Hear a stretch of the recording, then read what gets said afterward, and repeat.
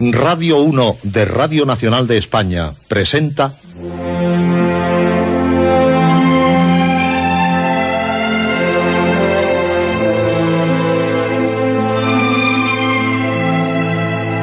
Historias.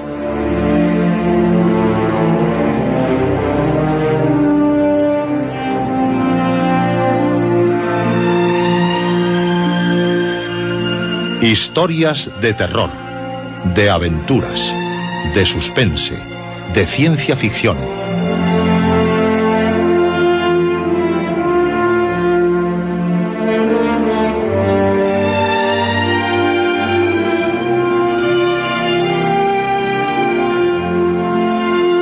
Un programa escrito y dirigido por Juan José Plans.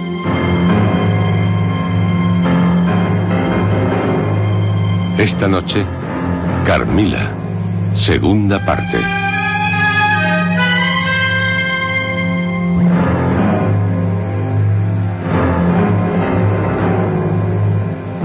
En esta noche, en su noche, la de usted, sí, y la de usted, y la de usted también, la de todos ustedes, prepárense, porque es también la noche de Carmila.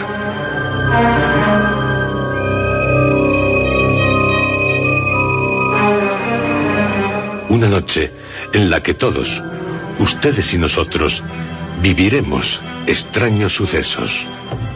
Los que acontecen en algún lugar de Estiria. En un castillo, porque así lo escribió uno de los maestros de la literatura fantástica, iniciador de la Ghost Stories, cuentos de fantasmas, Joseph Sheridan Le Fanu.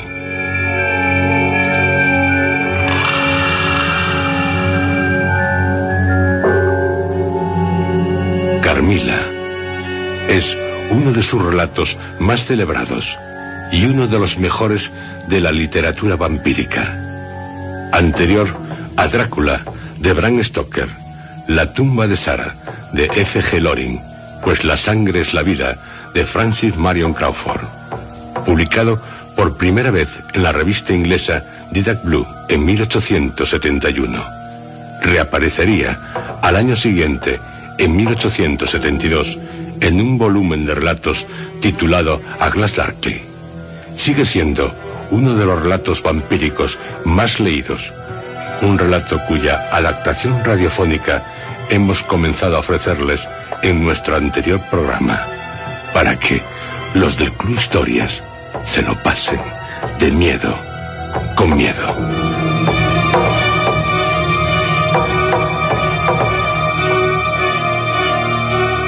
No es Carmila la primera vampira creada por un escritor, pero sí una de las más temidas. Anterior a ella están, entre otras, La novia de Corinto, de Johann Wolfgang Goethe, de 1797. La muerta que busca el elixir de la vida en la sangre de su amado. La lamia, de John Keats, de 1819, obra en la que el poeta alcanza una siniestra sugestividad. La Brunilda, de No despertéis a los muertos, atribuida a Johann Ludwig Tieck, de 1800, dotada de una poderosa y malévola sensualidad, capaz de apasionar enloquecedoramente a cualquier hombre, como al caballero Walter, a quien le susurra: ahora, Walter, estamos unidos, para siempre. Tú con tu amor me sacaste de la tumba, y tú eres quien ahora apagarás mi sed de sangre. También, anterior a Carmila, es la vampira Aurelia, de Vampirismo, de Ernest Theodor Amadeus Hoffmann, de 1821, de cuya crueldad será presa el conde Hipólito. Y Clarimonda la muerta enamorada, de Teófilo Gautier, de 1836, por la que el monje Romualdo se deja seducir. La hermosa vampirizada de Alejandro Dumas, o Ligeia, de Edgar Allan Poe, de 1838. Sin olvidarnos de dos de las flores del mal de Charles Baudelaire, El vampiro y las metamorfosis del vampiro, de 1857. Flores en las que las vampiras nos espantan. Pero Carmila es Carmila, la más sensual, la más morbosa, la más cruel, la más aterradora de las vampiras. La vampira de un maestro de la literatura fantástica, Joseph Sheridan Le Fanu.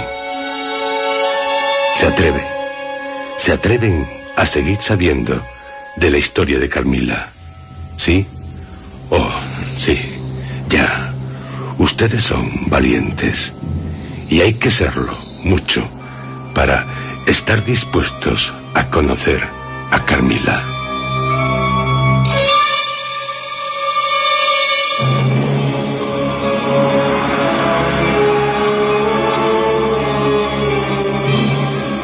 Del relato, en nuestro anterior programa, les hemos ofrecido el primer capítulo, un inquietante capítulo, en el que una joven comienza a contar la historia de Carmila.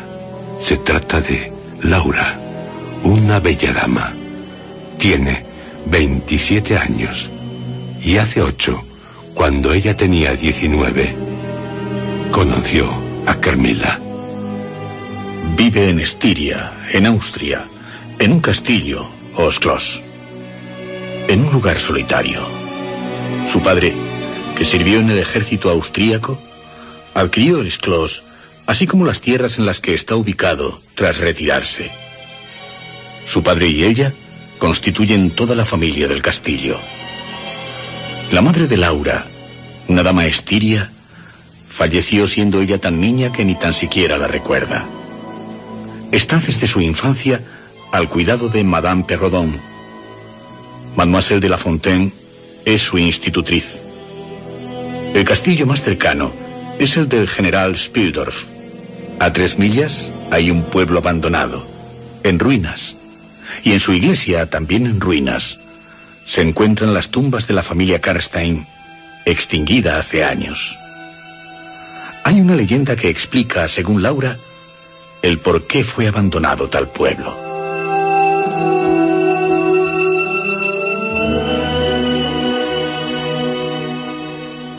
Le Fanu sabe inquietarnos ya desde las primeras líneas del primer capítulo, describiéndonos el lugar en el que se desarrollará la acción.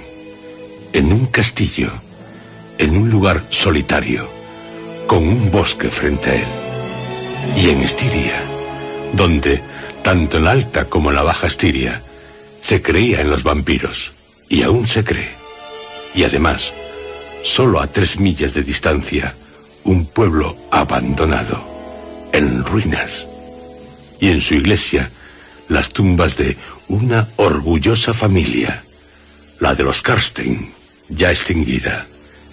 Parece que una leyenda da a conocer el motivo por el que tal pueblo fue abandonado por sus habitantes. Pero Laura nos dice que ya la referirá en otra ocasión. Así que no sabemos lo que ocurrió en el pueblo. Suspense, pero Le Fanu aún nos inquieta más al añadir que en el castillo es muy exiguo el número de servidores. Todo crea como una indefensión ante cualquier peligro. Y para angustiarnos más, Laura cuenta que, cuando no debía tener más de 6 años, al despertar en una noche, en su vasta habitación, en el último piso del castillo, se encontró sola, cuando con ella debía estar una doncella y también su aya. Pero sorprendida, acaba viendo al lado de su cama el rostro de una bella joven que acabará tendiéndose a su lado. Laura, confiada, se quedará dormida, pero despertará al sentir como si le punzaran en el pecho. Acudirán a sus gritos sus cuidadoras, pero no ven a la mujer que Laura dice haberse recostado a su lado en la cama, ni señales de la punzada en su pecho. No obstante, en la cama sí parece que alguien estuvo acostado, porque hay un hueco aún caliente junto al de la niña. Intentan tranquilizarla diciéndole que habrá sido un sueño, pero Laura Por la expresión de sus rostros, sabe que todos están preocupados. Será tratada por un médico y un sacerdote rezará unas plegarias. Hasta tener 14 años, siempre alguien dormirá con ella. Así finaliza Le Fanu, el primer capítulo de Carmila, que ya les hemos ofrecido en nuestro anterior programa, así como el prólogo al relato, más bien novela corta. La amenaza ya está presente. El clímax creado por Le Fanu, perfecto para nuestro horror. Y además, Laura, aunque en el primer capítulo aún no se nos dice su nombre, se nos presenta como una joven indefensa, huérfana de madre, viviendo en un castillo con su padre en un lugar solitario, mimada. Alguien que no cree correr ningún peligro. Pero lo que ocurrió en una noche no fue un sueño, fue algo más que un sueño.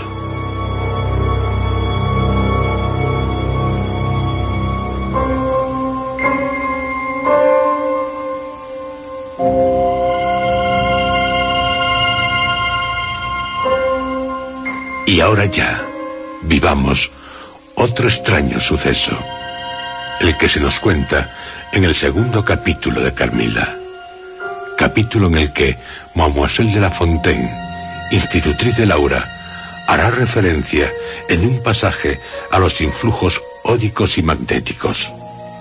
Recuerden que el término od sirve para designar una misteriosa fuerza vital que ciertas personas, animales, plantas, minerales, están capacitadas para desprender.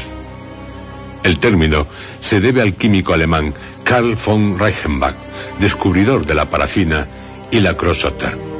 El barón Reichenbach creyó haber descubierto a principios del siglo XIX unos rayos, los rayos Ott, que producían fenómenos luminosos allá donde actuaban las fuerzas magnéticas. Algunas personas, seguramente debido a su influencia sugestiva, dijeron haber visto tales fenómenos.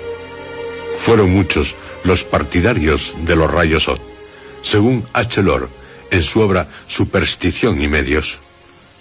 Hombres que sienten frío o calor si se les roza con un imán. Personas que sienten aversión por el color amarillo y predilección por el azul. Se horrorizan ante la idea de mirarse al espejo. No pueden permanecer en el tren sin abrir enseguida la ventanilla. Y en la iglesia o en el teatro no pueden sentarse entre otras personas, sino que han de hacerlo en los asientos de los extremos.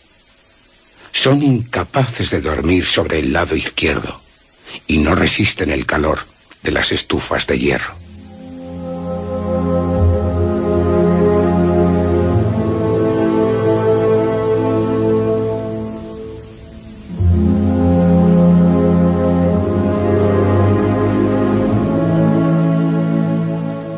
La verdad es que no resulta fácil el creer que un químico como Reichenbach llegase a defender la existencia de tales rayos, tal como hace en su obra The Odic Force.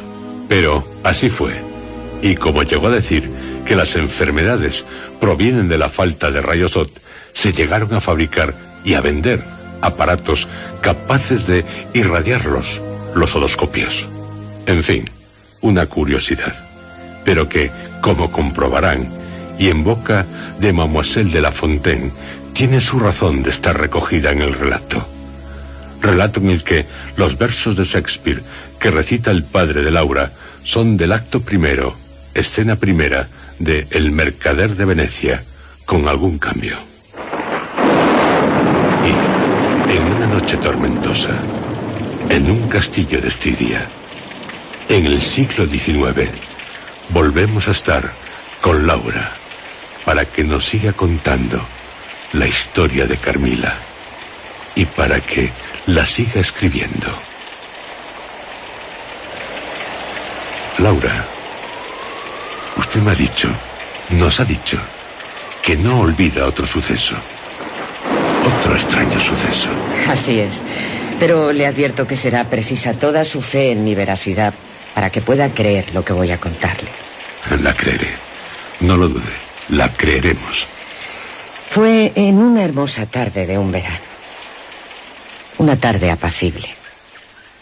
Mientras mi padre me había pedido, como solía hacerlo, que le acompañara a dar un paseo por el maravilloso bosque que se extendía ante el castillo. Hija, ahora que recuerdo... ¿Qué, padre? El general Spildorf no podrá venir a visitarnos tan pronto como esperábamos. No.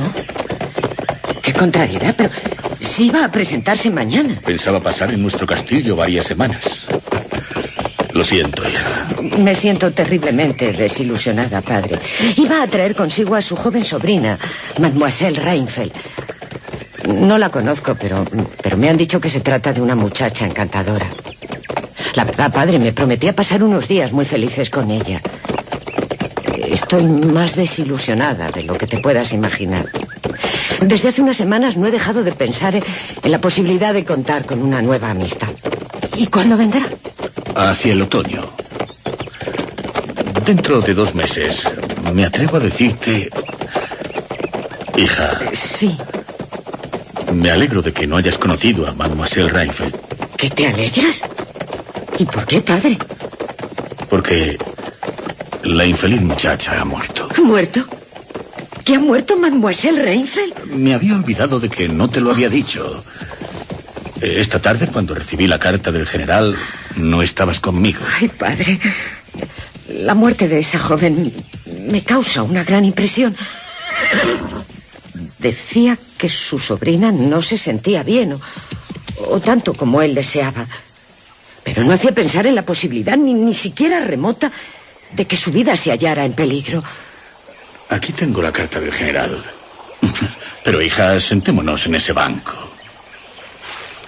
¿Puedes leerla? Toma, hija.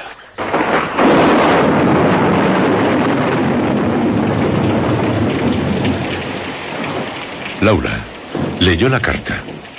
Nos sentamos en un tosco banco bajo un puñado de árboles. El sol se escondía con toda su melancólica majestad detrás del horizonte selvático, y el torrente que discurría junto a nuestro castillo reflejaba el colorido escarlata del cielo, cada vez más tenue. La carta del general Spildorf era tan insólita y apasionada que la releí detenidamente para poder asimilar su contenido. No era capaz de comprenderla. En algunos momentos hasta resultaba contradictoria, como si al general el dolor le hubiera trastornado la mente. La segunda vez la leí en voz alta. ¿Qué decía la carta? Que había perdido a su sobrina, a la que quería como una hija. Laura, como veo que tiene la carta entre sus papeles, por favor. Gracias. Continúa escribiendo el general. La he perdido y solamente ahora lo sé todo. Durante los últimos días de la enfermedad de mi querida Berta, me fue imposible escribiros.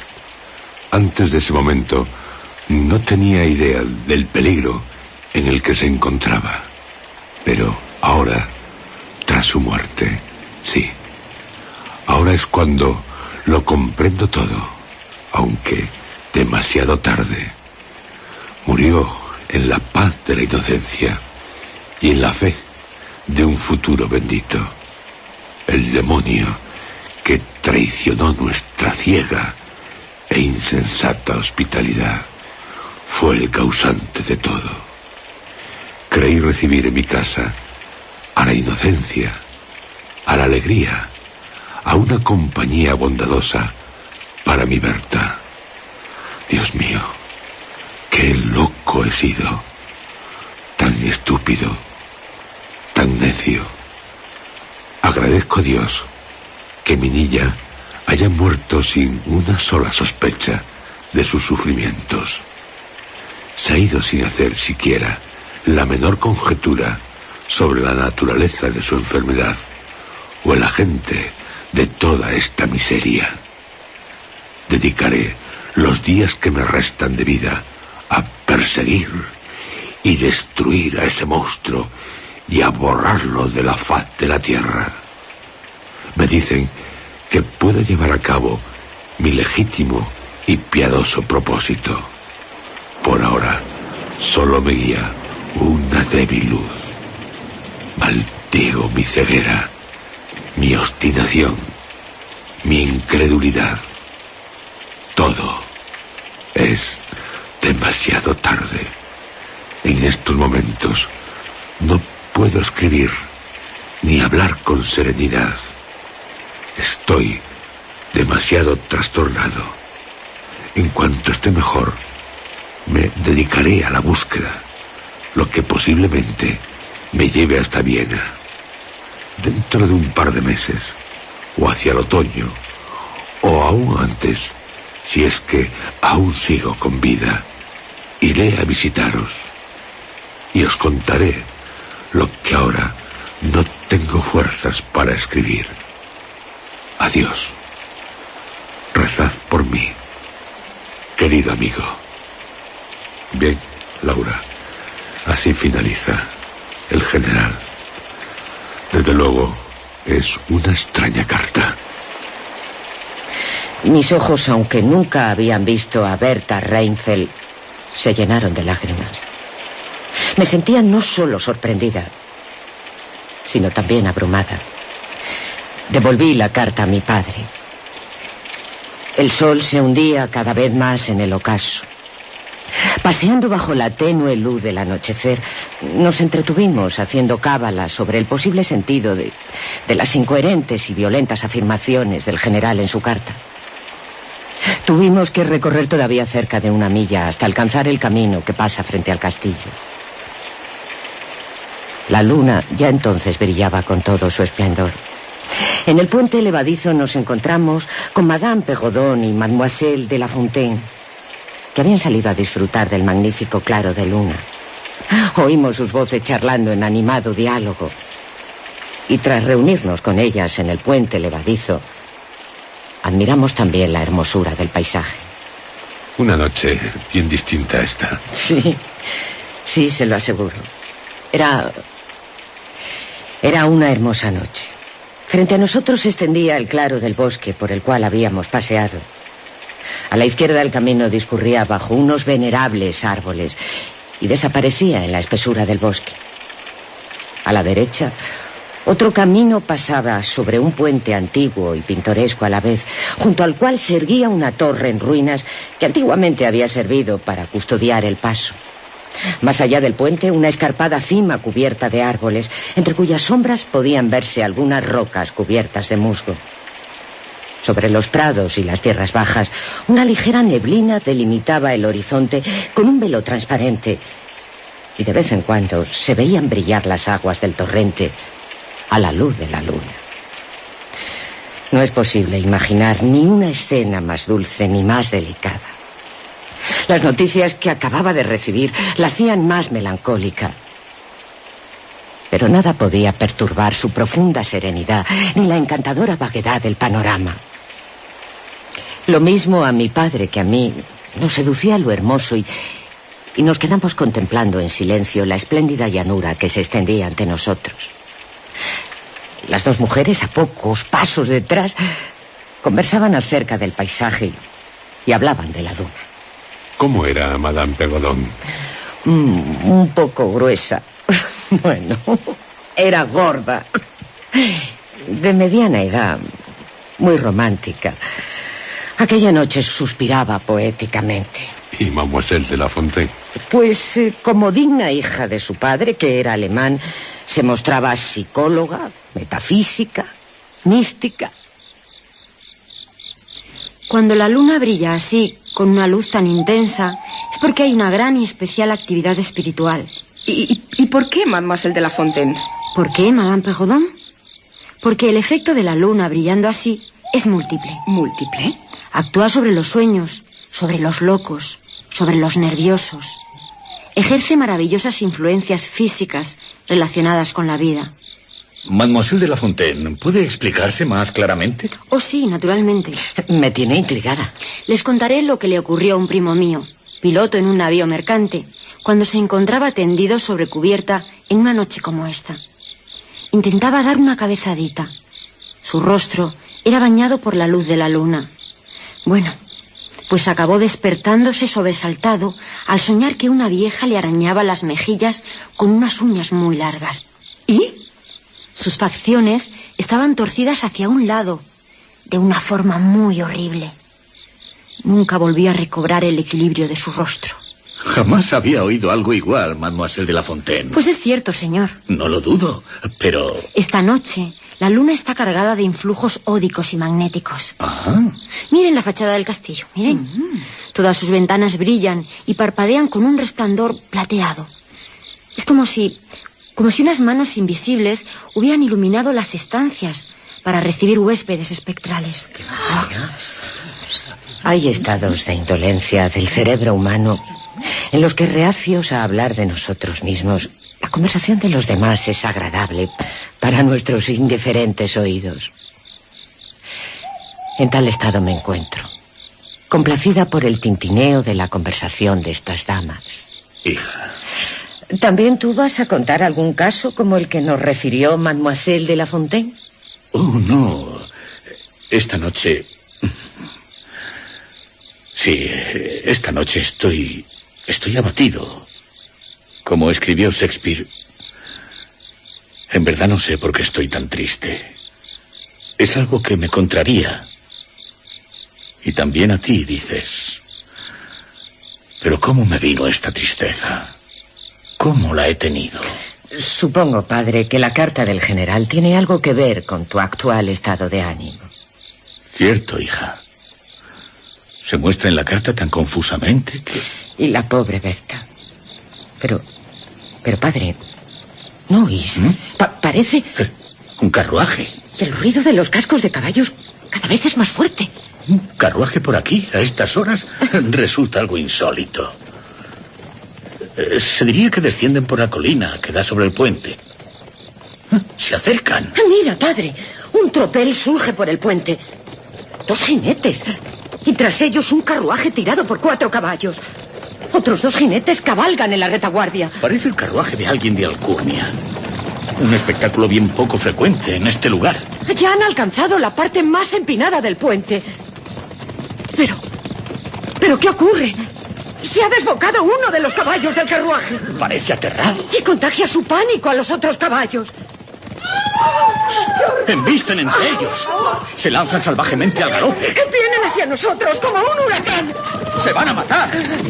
¿Y ahora los caballos ante la cruz de piedra que está ante el puente levadizo? Se desvían, miran para evitar la cruz. Pero las ruedas del carruaje darán contra las raíces de aquel árbol. ¡Ay, señor! ¡Vamos a ayudarles! ¡El carruaje ha volcado! ¡Ustedes también! ¡Madame, mademoiselle, pronto! 2 de los caballos han caído. Y 2 de las ruedas están al aire. Sale una dama del carruaje. Parece autoritaria, con las manos juntas y apretadas. ¡Deprisa! ¡Por favor! ¡Ayúdenla! ¡Deprisa! Creo que ¡No pierdan el tiempo! Es una joven la que saca el carruaje, pero... Aparte. Acuestan a la joven sobre la pendiente del camino. Me acercaré a ella. Diría que está aturdida, pero solo eso no está muerta. Déjenme. Algo sé de medicina. Tomaré el pulso de esta muchacha. Oh, bien. Madame, ¿es usted? ¿Su madre? Sí, lo soy. Percibo claramente el pulso de su hija. De una manera débil, irregular. No parece correr peligro su vida, madame. Oh, gracias, señor. Ha mirado al cielo como transportada por un momentáneo sentimiento de gratitud. Pero ahora vuelve a mostrarse, diría que de una forma teatral, como lo hacen muchas personas. Esta dama ha debido ser muy hermosa. Se conserva muy bien. Alta, aunque no delgada, vestida de terciopelo negro. Pálida, sí. Pero su semblante es orgulloso y autoritario, a pesar de lo agitada que está. ¿Acaso es posible que un ser haya nacido para soportar tanta calamidad? Estoy realizando un viaje que es cuestión de vida o muerte, en el que una hora de demora puede echarlo todo a perder. Mi hija no se habrá recuperado lo suficiente como para proseguir camino. ¿Quién sabe hasta cuándo? Debo dejarla. ¿Dejarla? No puedo. No me atrevo a demorarme. ¿Podéis decirme, señor, a qué distancia se encuentra el pueblo más cercano? Pues, madame... Papá, por favor, te lo ruego. Pídele que permita a su hija quedarse con nosotros. Pero, Laura... Sería tan agradable. Pídeselo, papá. Madame, si usted confía a su hija al cuidado de la mía y de su aya, Madame Perrodon, permitiendo así que se convierta en nuestra huésped, bajo mi tutela y responsabilidad, nos otorgaría con ello una distinción y una obligación a la que sabríamos responder tratándola con cariño, con la atención que merece tan sagrada confianza. Señor, es usted un buen caballero, pero no puedo hacer eso. Sería abusar demasiado de vuestra gentileza. Oh, no, madame. Sería, por el contrario, concedernos un gran favor cuando más lo necesitamos. Me confunde. Mi hija acaba de sufrir la decepción de una cruel desgracia, abatida sobre una joven cuya visita esperaba desde hace tiempo y que iba a proporcionarle una gran alegría. Si confía a su hija a nuestro cuidado, será este el mejor consuelo para la mía. El pueblo más cercano está lejos y no cuenta con una posada digna de su hija. Además, no debe continuar el viaje. Es peligroso para ella. Si, como dice, le es imposible demorar o suspender su viaje, creo que debe separarse de su hija esta noche. Le aseguro que en ningún otro lugar podríais dejarla con más confianza. Nos comprometemos a tratarla con cariño. No sé si... Qué extraña mujer.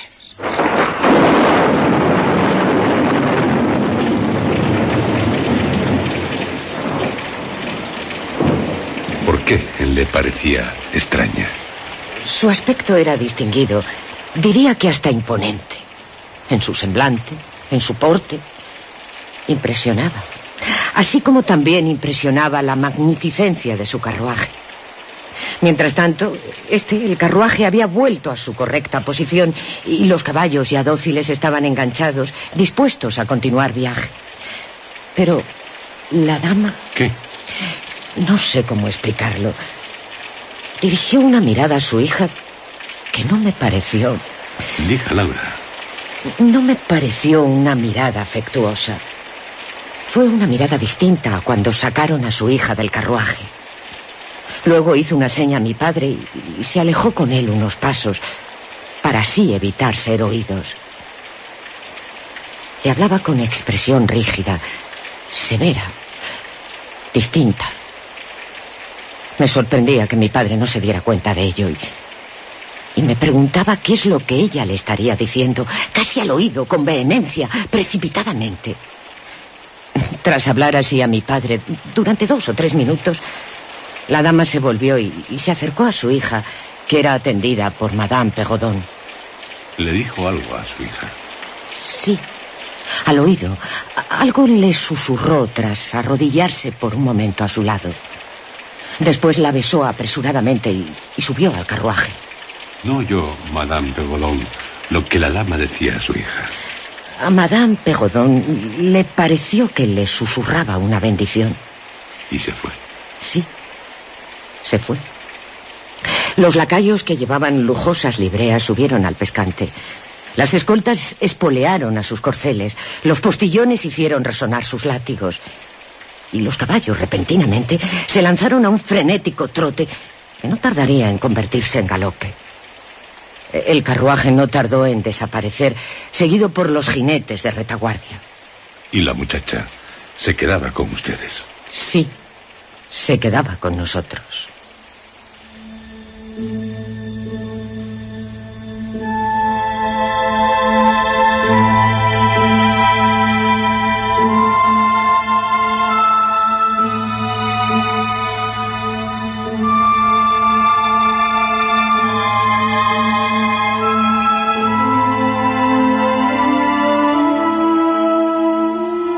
Joseph Sheridan Le Fanu, en el segundo capítulo de Carmila, nos plantea más interrogantes, más inquietantes interrogantes.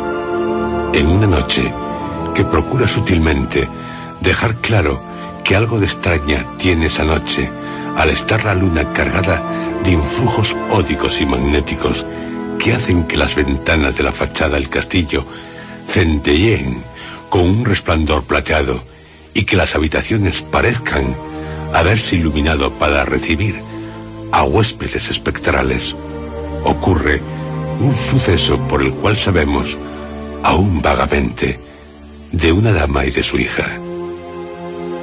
¿Quién es la dama? ¿Y quién es su hija? Pero en el capítulo 3 aún nos aguardan más sorpresas para que sigamos angustiándonos.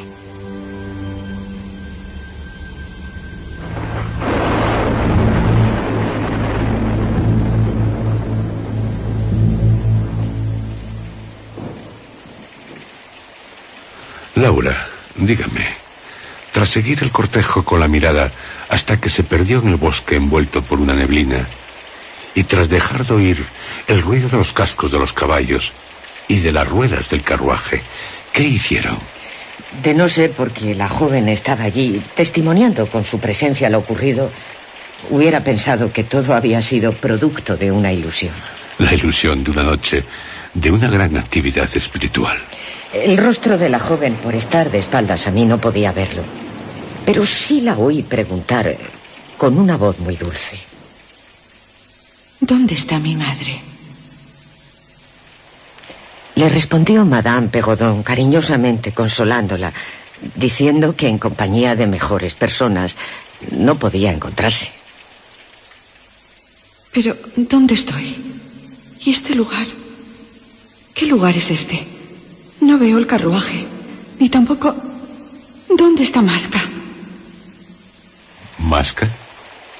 Sobre Masca nada le pudo responder la señora Perrodon, pero sí acerca de las otras preguntas. Y la joven poco a poco iría recordando el accidente, mostrándose animada al saber que nadie, ni del séquito, ni del carruaje, había resultado herido. Pero al enterarse de que su madre la había dejado con nosotros por 3 meses, se echó a llorar. Me dispuse a consolarla, pero Madame Perrodon me rogó que no me acercara a ella, que la más mínima excitación podría abrumarla aún más. Pensé que tan pronto como se hallase cómodamente acostada, acudiría a verla. Mi padre, entre tanto, había enviado a un criado a caballo en busca del médico, que vivía a unas 2 millas de allí, dando seguidamente instrucciones para que a la joven se le preparara una habitación. Ella acabaría incorporándose y apoyándose en el brazo de Madame Perrodon, cruzó con paso lento el puente y entró en el castillo. Ya en el vestíbulo nos esperaba la servidumbre. Unas criadas la condujeron a su aposento. Ya me lo enseñará. ¿Nos lo enseñará? Oh, sí, todo el castillo. Este salón en el que estamos... Tiene 4 ventanas que dan al foso y al puente levadizo. Desde cualquiera de ellas se ve el bosque. Esta noche no creo que se vea. No, esta noche no. Como verán, los muebles son de roble labrado. Los armarios amplios, tallados, y las sillas tapizadas de terciopelo de Utrecht, de color carmesí púrpura. Las paredes están cubiertas de tapices ribeteados con amplias franjas doradas, siendo las figuras representadas en ellos de tamaño natural. Extraordinarios tapices. Supongo que también de Utrecht. Sí, llevan atuendos antiguos. Curiosos. Escenas de caza, cetrería. Ambientes festivos. No es una estancia muy lujosa, pero sí es muy confortable. Aquí es donde siempre tomamos el té. Mi padre, como buen inglés, ya sabe. Café, chocolate, pero que no falte el té, la bebida nacional de Inglaterra. Y en este salón nos sentamos aquella noche, a la luz de las velas, conversando sobre lo sucedido.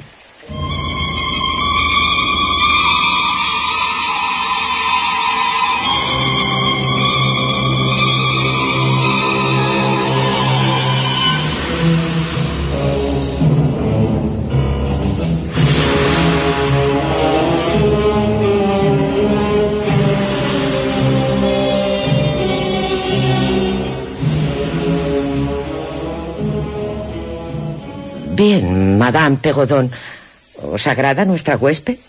¿Qué podéis contarme acerca de ella? La verdad es que esa joven es de mi agrado. Y diría que es la criatura más hermosa que he visto jamás. Tiene aproximadamente su edad. Eso me pareció. Se trata de una muchacha amable, simpática. ¿Cuál es vuestra opinión, Mademoiselle de La Fontaine? Pues sí, es verdaderamente hermosa. Y su voz tan suave. Dulce. Oh, sí, mucho. Por cierto. Sí, Mademoiselle.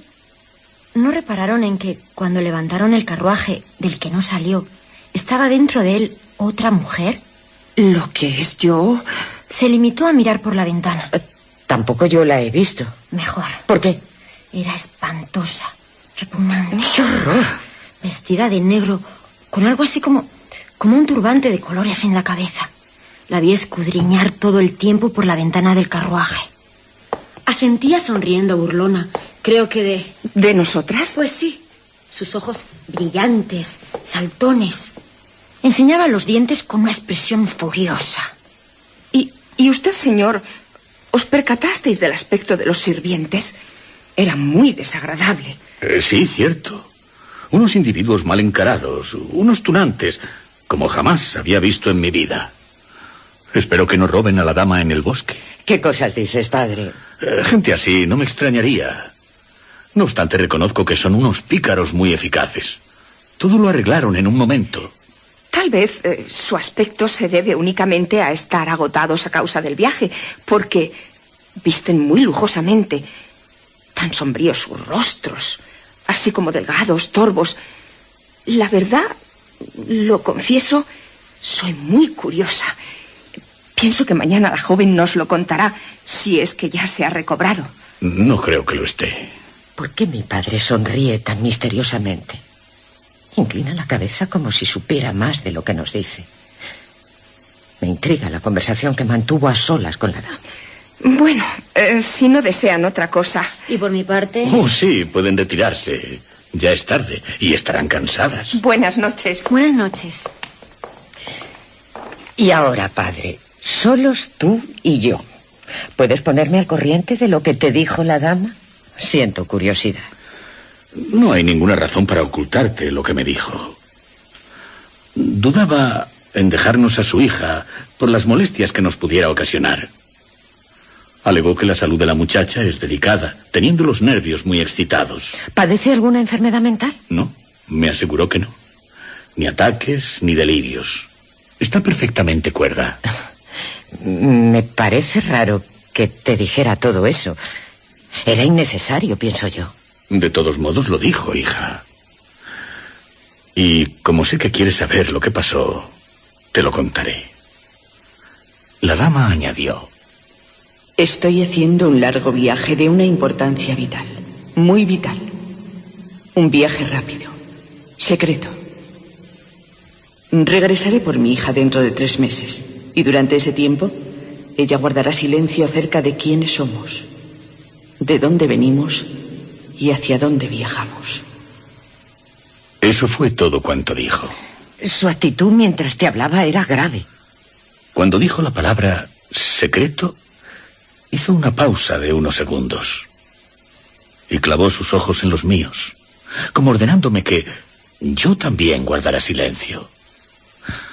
No sé, espero no haber hecho una tontería encargándome de la joven. Lo que es, yo estoy encantada de que esa muchacha esté en el castillo. Estoy deseando verla, hablar con ella.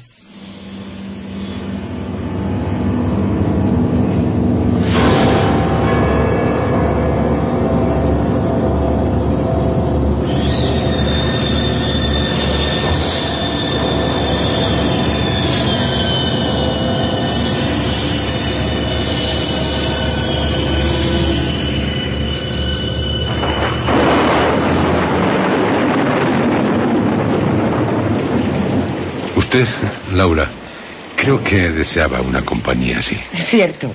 Los que viven en las ciudades no pueden hacerse una idea del acontecimiento que supone el poder contar con una amistad en un lugar tan solitario como este. Me hago cargo. Nos hacemos cargo. ¿Y qué más? Hacia la 1 de la madrugada llegó el médico. Yo estaba despierta. No podía conciliar el sueño. Me era imposible dormir. El médico dio un informe muy favorable de ella. La encontró despierta. La tomó el pulso, que era normal, y al menos aparentemente estaba sana. Tampoco tenía heridas, y el trastorno nervioso ya había pasado. Consideró que no sería nada malo que yo la viera. Mandé un recado preguntándole si estaba dispuesta a recibirme, y enseguida me respondió que no deseaba otra cosa que el verme. ¿Y usted fue a su habitación? Oh, sí, casi de inmediato. Ella ocupaba una de las habitaciones más grandes del castillo. Puede que una habitación demasiado grande impresione. Tal vez poco lujosa. Frente al pie de la cama había un tapiz sombrío. ¿Sombrío, dice? ¿Por qué? Representaba a Cleopatra con el áspide en el pecho. A mí nunca me gustó. Por suerte en la habitación también había tallas de oro. Le alegraban. Cuando subí, junto a la cama, unas velas, la joven estaba sentada. Su figura esbelta, hermosa, envuelta en una ligera bata de seda, forrada con un acolchado, bordada con flores. Su madre la había echado a sus pies mientras yacía en el suelo. Pero cuando llegué junto al lecho, al saludarla, enmudecí.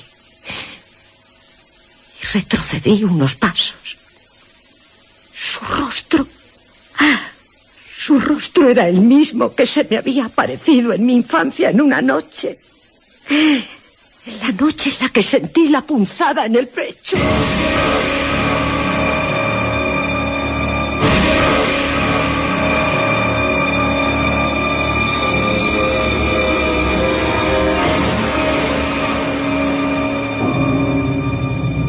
No es de extrañar que Laura, viendo aquel rostro, se asustara. El mismo rostro de la mujer que, en una noche, había llegado a recostarse a su lado en la cama y que desapareció, escondiéndose bajo el lecho, al despertar Laura, gritando sobresaltada. Había sentido como si se le clavaran unos alfileres en su pecho.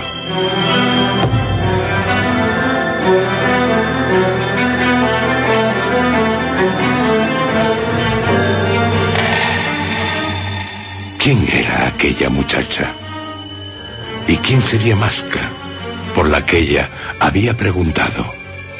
La horrible mujer que decía haber visto Mademoiselle de la Fontaine sonreír burlonamente en el interior del carruaje.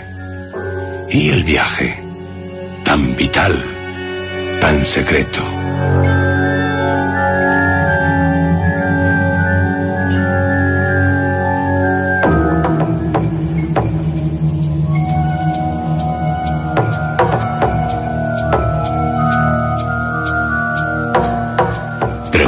Y preguntas, aún sin respuestas, pero ya las habrá, ya, aunque tal vez, para alguien, tales respuestas lleguen demasiado tarde.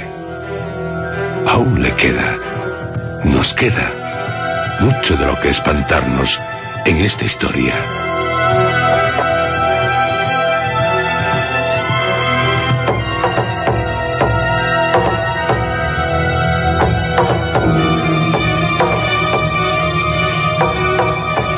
La historia de Carmila, una vampiro. Una historia de Joseph Sheridan Le Fanu, que en nuestra próxima cita seguiremos comentando, adaptando y viviendo. Viviendo, ustedes y nosotros, en un castillo en Estiria.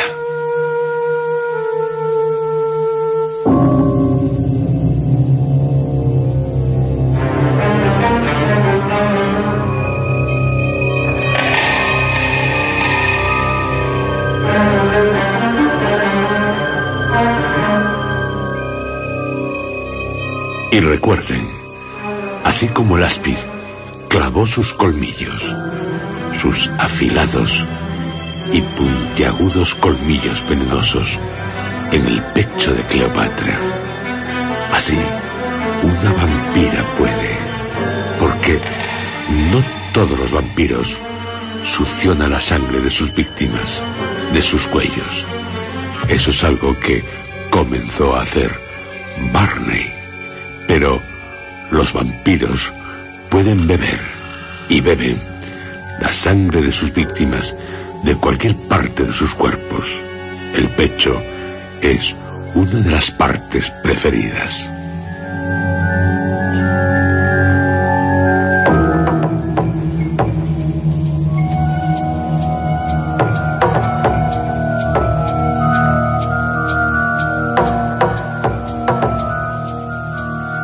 Sí, recuérdenlo, como también deben ir recordando cómo hacer frente a un vampiro, a una vampira, porque con Carmila los vampiros han vuelto, están en todas partes, están en la radio, en el control, en el estudio y también en sus casas.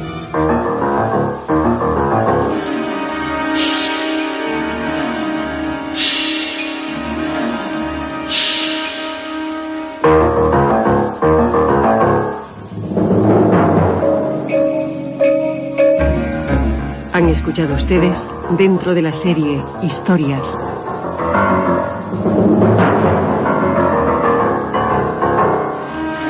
Carmila, segunda parte.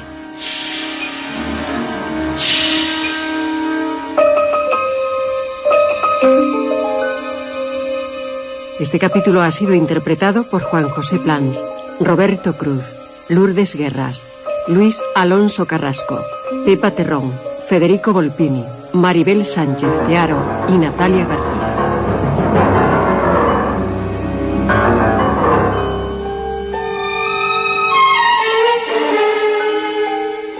Efectos especiales, Joaquín Úbeda. Realización técnica, Armando Multedo y Adolfo Abarca. Dirección, Juan José Plans.